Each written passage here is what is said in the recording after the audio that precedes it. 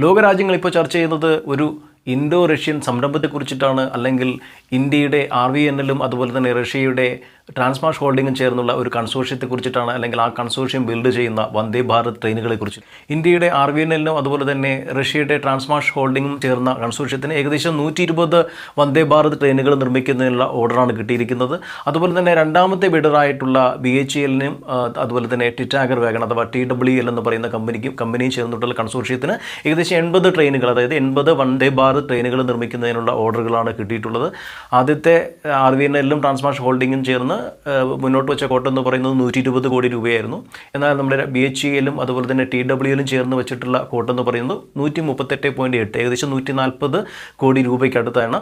First ബിഡറായിട്ടുള്ള നമ്മുടെ RVNLനും ട്രാൻസ്മാഷ് ഹോൾഡിങ്ങിനും 120 ട്രെയിനുകൾക്കുള്ള order കൊടുക്കുകയും, എന്നാൽ രണ്ടാമത്തെ, അതായത് ബാക്കി 40% ട്രെയിനുകൾ, അതായത് 80 ട്രെയിനുകൾ നമ്മുടെ BHELനും അതുപോലെ തന്നെ ഈ പറയുന്ന TWLലും ചേർന്നുള്ള കൺസോർഷ്യത്തിന് നൽകുകയാണ് ചെയ്തത്. തീർച്ചയായിട്ടും അവർക്ക് ആ ഒരു 140 നിന്ന് പുറകിലോട്ട് പോയി 120 കോടി ഒരു ട്രെയിനിന് വേണ്ടി അവർക്ക് ആ കോട്ട് ഫിക്സ് ചെയ്യേണ്ടി വന്നു. അപ്പോൾ എന്തായാലും വളരെ മികച്ച ഓർഡറുകളാണ് ഈ കമ്പനികൾക്ക് കിട്ടിയിരിക്കുന്നത്. അതിൽ പ്രധാനപ്പെട്ട കാര്യമെന്ന് പറയുന്നത് ഇന്നോ നാളെയോ അല്ലെങ്കിൽ 1-2 വർഷങ്ങൾ കൊണ്ടല്ല ഈ ട്രെയിനുകളുടെ നിർമ്മാണം പൂർത്തിയാകുന്നത്. ട്രെയിനുകൾ നിർമ്മിക്കുന്നതിലുപരി ഒരുപാട് സാങ്കേതിക വശങ്ങളുണ്ട്, അല്ലെങ്കിൽ ഒരുപാട് ബിസിനസ് ഓപ്പർച്യൂണിറ്റീസ് ഇതിൻ്റെ പുറകിലുണ്ട്. അപ്പോൾ നമുക്ക് എന്താണെന്ന് നോക്കാം, ഈ കമ്പനികളുടെ സാധ്യതകൾ എന്താണ്, അല്ലെങ്കിൽ എന്തൊക്കെയാണ് ഇനി മുന്നോട്ട് വരാൻ പോകുന്ന സാധ്യതകൾ, അല്ലെങ്കിൽ ഇത് ഇന്ത്യയുടെ സാമ്പത്തിക വ്യവസ്ഥയെ അല്ലെങ്കിൽ ഇന്ത്യയുടെ ഒരു എക്സ്പോർട്ടിംഗ് ഹിസ്റ്ററി തന്നെ മാറ്റിമറിച്ച് വയ്ക്കാവുന്ന തരത്തിലുള്ള മാറ്റങ്ങളാണ് വരാൻ പോകുന്നത്. അപ്പോൾ അത്തരം കാര്യങ്ങളിലോട്ട് പോകുന്നതിന് മുമ്പ് my dear friends, welcome back to trade for living. Trade for ലിവിങ്ങിൻ്റെ മറ്റൊരു കുഞ്ഞു വലിയ അധ്യായത്തിലേക്ക് നിങ്ങൾക്ക് ഏവർക്കും സ്വാഗതം. അപ്പോൾ ഞാൻ നേരത്തെ പറഞ്ഞതുപോലെ 120 ട്രെയിനുകളുടെ ഓർഡർ കിട്ടിയിരിക്കുന്നത് ഇൻഡോ റഷ്യൻ സംരംഭമാണ്, അല്ലെങ്കിൽ ഇൻഡോ റഷ്യൻ കൺസോർഷ്യമാണ് ഇതിൻ്റെ ഓർഡർ എടുത്തിരിക്കുന്നത്. രണ്ടാമത്തത് BHEL TWL എന്ന് പറയുന്ന കൺസോർഷ്യത്തിനുമാണ്. ഇതിൻ്റെ രണ്ടാമത്തെ കേസ് എന്ന് പറയുന്നത് ഈ ഒരു 200 ട്രെയിനുകൾ, അതായത് 120 ട്രെയിനുകൾ ആദ്യത്തെ കൺസോർഷ്യവും രണ്ടാമത്തെ 80 ട്രെയിനുകൾ രണ്ടാമത്തെ കൺസോർഷ്യവുമാണ് ബിൽഡ് ചെയ്യുന്നത് അല്ലെങ്കിൽ നിർമ്മിക്കുന്നത്. അപ്പോൾ ഇവ നിർമ്മിച്ചതിന് ശേഷം അതിൻ്റെ നിർമ്മാണം കഴിയുമ്പോൾ അതിൻ്റെ ഒരു മെയിൻ്റനൻസ് അല്ലെങ്കിൽ ആനുവൽ മെയിൻ്റനൻസ് കോൺട്രാക്റ്റ് അടുത്ത 35 വർഷത്തേക്ക് വേണ്ടിയിട്ടുള്ള ഈ ട്രെയിനുകളുടെ പരിപാലനത്തിന് ആവശ്യമായിട്ടുള്ള കോൺട്രാക്റ്റ് അല്ലെങ്കിൽ ഓർഡറും കിട്ടിയിരിക്കുന്നത് ഈ കമ്പനികൾക്ക് തന്നെയാണ്. അപ്പോൾ നമ്മൾ ആലോചിക്കേണ്ടത് 1-2 വർഷം കൊണ്ടല്ല ഇതിൻ്റെ ഒരു ഇൻപുട്ട് കിട്ടുന്നത്, അല്ലെങ്കിൽ ഇതിൻ്റെ ഒരു ഔട്ട്പുട്ട് നമുക്ക് കിട്ടുന്നത്. അടുത്ത ഒരു 10-12 വർഷം കൊണ്ടാണ് അറ്റ്ലീസ്റ്റ് നമ്മളൊരു ഈ കമ്പനികളിൽ ഇൻവെസ്റ്റ് ചെയ്താൽ അതിൻ്റെ ഒരു റിട്ടേൺ നമുക്ക് കിട്ടാൻ പോകുന്നത്. കഴിഞ്ഞ വീഡിയോകൾ ചെയ്തപ്പോൾ പലരും ചോദിച്ചിരുന്നു, എന്നാണ് നമുക്ക് ഇതിൻ്റെ റിട്ടേൺ കിട്ടുക? ഇന്നോ നാളെയോ അല്ല കിട്ടുന്നത്. കാരണം ഇപ്പോഴും RVNL കിടക്കുന്നത് 65-70 രൂപയിലാണ്, അല്ലെങ്കിൽ 70-72 രൂപയിലാണ്. BHEL ഇപ്പോഴും അതിൻ്റെ ഒരു വളർച്ചയിൽ എത്തിയിട്ടില്ല. അപ്പോൾ ഇപ്പോഴും ഇത്തരം സ്റ്റോക്കുകൾ ഒരു പെന്നി സ്റ്റോക്കിൻ്റെ അവസ്ഥയിൽ തന്നെയാണുള്ളത്. അപ്പോൾ നമുക്ക് ചെയ്യാവുന്ന ഏറ്റവും പ്രധാനപ്പെട്ട കാര്യം എന്ന് പറയുന്നത് ഓരോ കറക്ഷനിലും മാർക്കറ്റ് കറക്റ്റ് ചെയ്യുകയാണെങ്കിൽ ഈ കമ്പനികൾ, അതായത് RVNL, IRCTC, അതുപോലെ തന്നെ BHEL, അതുപോലെ തന്നെ TWL, ഈ പറയുന്ന കമ്പനികളൊക്കെ തന്നെ അതിൻ്റെ മികച്ചൊരു വാല്യുവേഷനിൽ അക്യുമുലേറ്റ് ചെയ്താൽ തീർച്ചയായിട്ടും വളരെ നല്ലൊരു ഔട്ട്പുട്ട് തന്നെയായിരിക്കും നമുക്ക് അതിൽ നിന്ന് കിട്ടുക. നേരത്തെ പറഞ്ഞതുപോലെ 1-2 വർഷങ്ങൾ കൊണ്ടായിരിക്കില്ല ഇതിൻ്റെ ഒരു എക്സാക്റ്റ് ഔട്ട്പുട്ട് നമുക്ക് കിട്ടുന്നത്. അല്ലെങ്കിൽ ഇതിൽ നമ്മൾ ഇൻവെസ്റ്റ് ചെയ്തതിന് ശേഷം കുറച്ചൊന്ന് വെയിറ്റ് ചെയ്താൽ, ഒരുപക്ഷെ 5-10 വർഷം നമുക്ക് വെയിറ്റ് ചെയ്യാൻ സാധിച്ചാൽ തീർച്ചയായിട്ടും ഇതിൻ്റെ പല മടങ്ങ് റിട്ടേൺ നമുക്ക് കിട്ടുക തന്നെ ചെയ്യും. ഓഫ് കോഴ്സ് അത് നമുക്കറിയാം, ഇത് എന്താ പറയുക, നമ്മുടെ മുന്നിലുള്ള ഓർഡറുകളാണ്. അതുപോലെ തന്നെ ഈ ഓർഡറുകൾ കിട്ടുക എന്നുള്ളത് മാത്രമല്ല, അടുത്ത 10-35 വർഷത്തേക്കുള്ള ആനുവൽ മെയിൻ്റനൻസ് കോൺട്രാക്റ്റ് കൂടെ ഇത്തരം കമ്പനികൾക്ക് കിട്ടുകയാണ്. അതുപോലെ മറ്റൊരു പ്രധാനപ്പെട്ട കാര്യമെന്ന് പറയുന്നത്, ഇന്ത്യയുടെ ആവശ്യകത കഴിഞ്ഞാൽ, അതായത് ഇന്ത്യക്ക് ആവശ്യമായിട്ടുള്ള എല്ലാ വന്ദേ ഭാരത് ട്രെയിനുകളും പ്രൊഡ്യൂസ് ചെയ്ത് കഴിഞ്ഞാൽ നമ്മൾ അടുത്ത് എക്സ്പോർട്ട് ചെയ്യാനാണ് പോകുന്നത്. തീർച്ചയായിട്ടും നിങ്ങൾ വാർത്തകൾ കണ്ടു കാണും, അല്ലെങ്കിൽ റിപ്പോർട്ടുകൾ വായിച്ചിട്ടുണ്ടാകും. നേപ്പാൾ, അതുപോലെ തന്നെ ബംഗ്ലാദേശ്, അതുപോലെ തന്നെ നമ്മുടെ ശ്രീലങ്ക, അതുപോലെ തന്നെ മറ്റു ചില ലാറ്റിൻ അമേരിക്കൻ രാജ്യങ്ങൾ, ഇവിടെ നിന്നെല്ലാം തന്നെ ഒരുപാട് എൻക്വയറീസ് വരുന്നുണ്ട്, അല്ലെങ്കിൽ അവിടെ നിന്ന് തന്നെ നമുക്ക് പല ഓർഡറുകൾ കിട്ടി തുടങ്ങിയിട്ടുണ്ട്.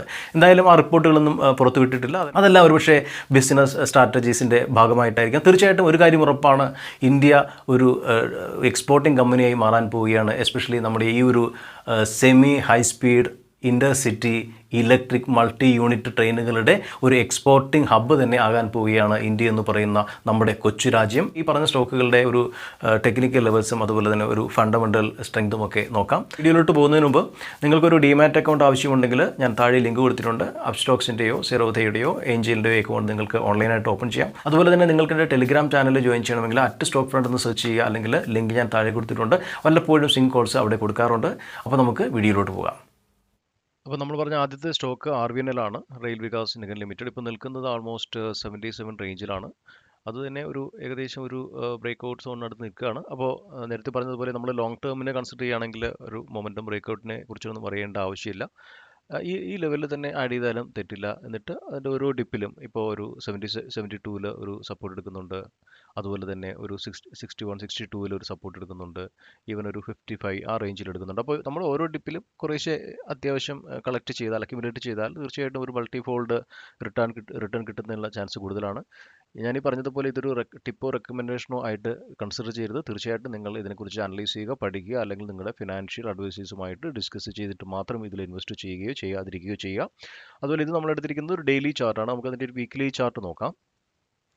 അപ്പോൾ വീക്ക്ലി ചാർട്ടിലും ഈ പറഞ്ഞ പോലെ ആ ഒരു രണ്ട് സപ്പോർട്ടും മികച്ച സപ്പോർട്ടായിട്ട് നിൽക്കുന്നുണ്ട്. 72ലും 60 അല്ലെങ്കിൽ 55 റേഞ്ചിലും.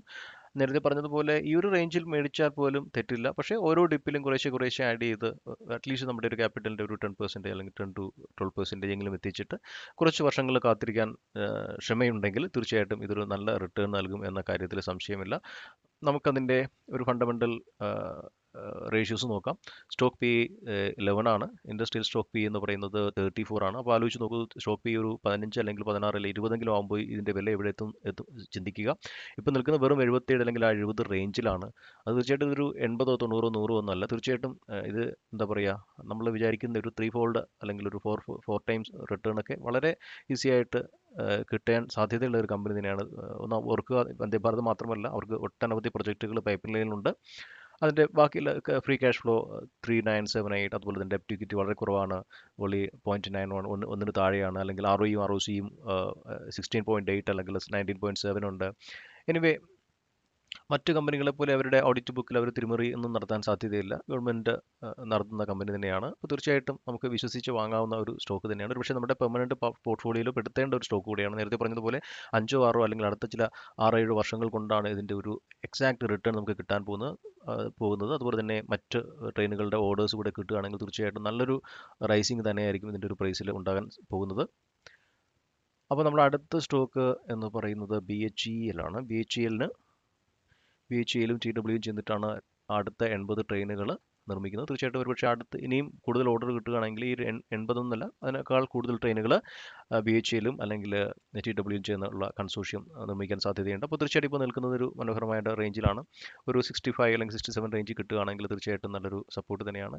ഈവൻ ഈ ഒരു 70 അല്ലെങ്കിൽ എന്താ പറയുക 70 65 അതുപോലെ തന്നെ വീണ്ടും കറക്റ്റ് ചെയ്ത് മാർക്കറ്റ് ക്രാഷ് ചെയ്യുകയാണെങ്കിൽ എന്തെങ്കിലും ഇഷ്യൂസ് വരികയാണ്, അല്ലെങ്കിൽ നിഫ്റ്റി ഇടിഞ്ഞൊരു 15,000 അല്ലെങ്കിൽ 16,000 പോവുകയാണെങ്കിൽ തീർച്ചയായിട്ടും നമുക്കൊരു 45 46 കിട്ടും. തീർച്ചയായിട്ടും എല്ലാ റേഞ്ചിലും എല്ലാ ഡിപ്പിലും അക്യുമുലേറ്റ് ചെയ്യുക, ക്ഷമയോടെ കാത്തിരിക്കുക. നല്ലൊരു റിട്ടേൺ ഈ സ്റ്റോക്കിൽ നിന്ന് കിട്ടാൻ സാധ്യത കൂടുതലാണ്. അതുപോലെ തന്നെ IRCTC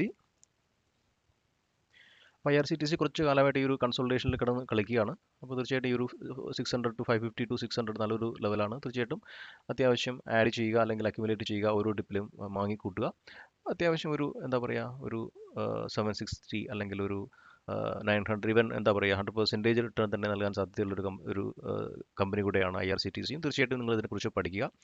നമ്മൾ പറഞ്ഞ അപ്പോൾ BHEL, IRCTC, TWL. അടുത്ത് പറഞ്ഞ TWL ആണ്. Titagarh wagon TWL. Titagarh wagons അതിൻ്റെ ഫണ്ടമെൻ്റൽസ് അത്ര പോരാ. അതുപോലെ തന്നെ ഇത് പീക്കിൽ നിൽക്കുകയാണ്. അപ്പോൾ ഇത് കുറച്ച് കോഷ്യസ് ആയിട്ട് മാത്രം ഇൻവെസ്റ്റ് ചെയ്യുക. ഒരു കറക്ഷൻ വന്ന് നമുക്കൊരു 220 കിട്ടുകയാണെങ്കിൽ തീർച്ചയായിട്ടും നല്ലതായിരിക്കും. ഈ ഒരു ഇതിൽ ഞാൻ പ്രിഫർ ചെയ്യില്ല. കാരണം എന്തായാലും മാർക്കറ്റ് ഒന്ന് കറക്റ്റ് ചെയ്യുമ്പോൾ അല്ലെങ്കിൽ ഒരു ക്രാഷ് ലെവൽ നടക്കുകയാണെങ്കിൽ നമുക്കൊരു 200 അല്ലെങ്കിൽ 220 റേഞ്ച് കിട്ടുകയാണെങ്കിൽ തീർച്ചയായിട്ടും അതൊരു നല്ല എൻട്രി ആയിരിക്കും. മറ്റ് സ്റ്റോക്കുകൾ RVNLും അതുപോലെ തന്നെ BHELും IRCTCയും ഒക്കെ മികച്ച സ്റ്റോക്കുകൾ തന്നെയാണ്. തീർച്ചയായിട്ടും ഒരു 100% റിട്ടേൺ നമുക്ക് കണ്ണുമടച്ച് പ്രതീക്ഷിക്കാവുന്ന സ്റ്റോക്കുകളാണ്. ഒരു പക്ഷേ സമയം എടുത്തേക്കാം. അപ്പോൾ ഈ ഒരു വീഡിയോ നിങ്ങൾക്ക് ഇഷ്ടമായി എന്ന് പ്രതീക്ഷിക്കുന്നു. വീഡിയോ ഇഷ്ടമായാൽ ഒരു ലൈക്ക് ചെയ്യുക അല്ലെങ്കിൽ ഒന്ന് കമൻറ്റ് ചെയ്യുക. അതുപോലെ തന്നെ മറ്റൊരു വീഡിയോയുമായി വരുന്നവരെ ഗുഡ് ബൈ. Thank you.